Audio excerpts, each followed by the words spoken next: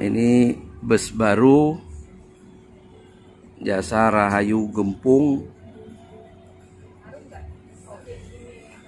Malam ini diberangkatkan dari Bogor menuju Medan, akan melayani trayek Medan Banda Aceh. Ya. Nah, ini yang akan membawa mobil ini, ada 4 unit ya dibawa mobil ini ke Medan Aceh. Nah, kita bisa pulang ke Pidi dengan mobil ini.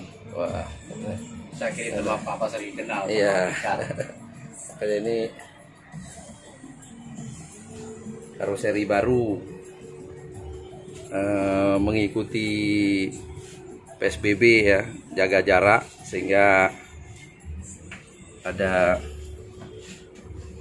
jarak antar kursi, satu baris 3 kursi berbanjar. Makin mantap bus Medan Banda Aceh, Ceroh, Tat.